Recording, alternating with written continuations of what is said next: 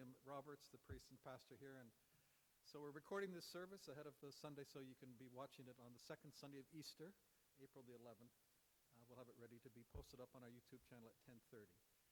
So, yes, hope you are all remaining safe and well as we're into now this third lockdown from COVID and these stay-at-home orders and the rising infection rates that are just so distressing and affecting just so many of all ages. At the same time, how pleased we are that people are being vaccinated and the various pharmacies and health centers, many of our own parishioners, and I hope you get your shot soon, that we can continue to be protected. And we're still in this Easter glow of last Sunday and Easter Sunday. And so to thank Ellen Torrey for her wonderful singing of I Know That My Redeemer Liveth, the great George Frederick Handel piece. So we're very pleased to have Ellen with us and singing and to have her have the recording of it for the service for you to enjoy today as well. It means a lot to all of us. And also we're going to have Randy Mills play Crown Him with Many Crowns, a great Easter hymn after these remarks, finishing with the Cantata Chimers, the kids in our chimers today as well as part of this video presentation. So yes, it's this Sunday. Some call it Doubting Thomas Sunday. It's one of the many resurrection appearances in the various Gospels, and particularly in John's Gospel, this very familiar story of Thomas not being with the 12 as he previously, the disciples have seen the risen Lord.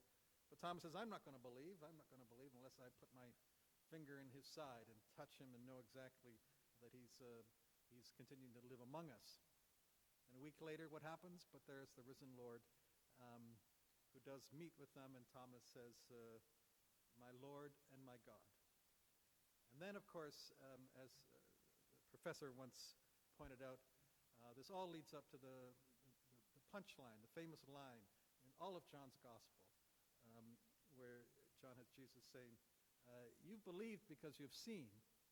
But then he says, blessed are those who have not seen and yet have believed. This is all of us and others who don't want the scientific proof, the historical proof, but we still believe despite the lack of the scientific and historical proof that we still believe. But I want to take a different slant, different emphasis perhaps of this story, because I guess the question is, for Thomas and for all of us, yes, it's good to not have seen and yet to believe, but what are we believing in? What are we believing in?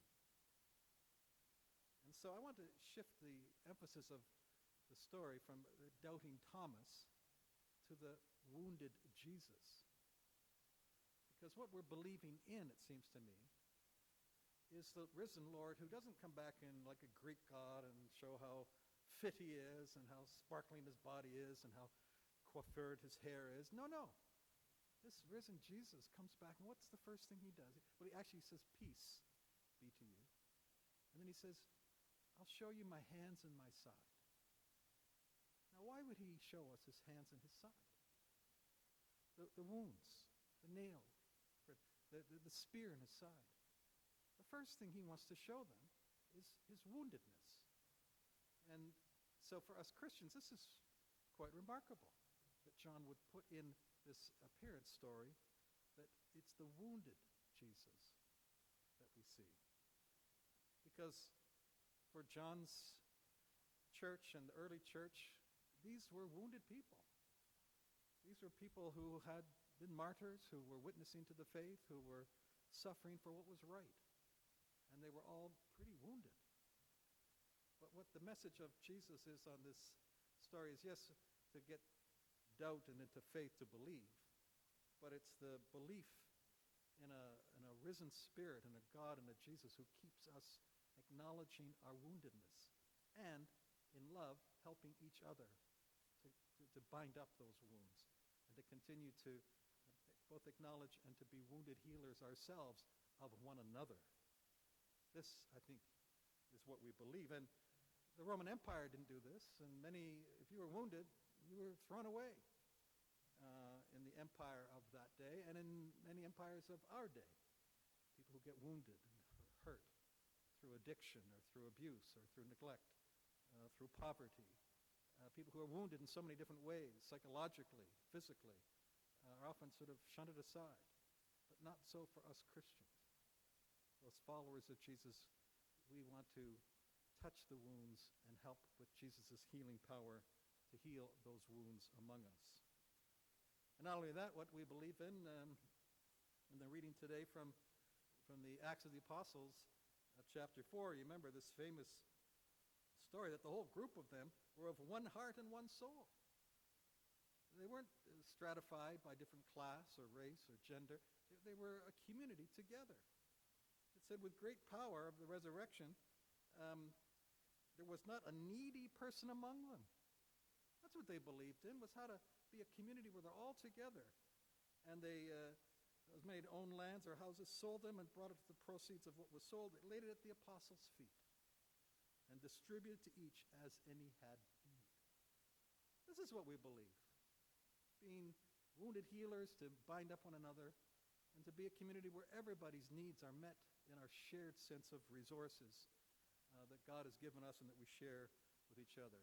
Sadly, not in the Eucharist today, but continuing to know that we will come again soon to share in the Eucharistic feast, but also in a society, in a community where the church and us followers of Jesus are ones who believe in these three things. First, we believe in binding up and caring for the wounded. Secondly, we believe in sharing resources for the common good.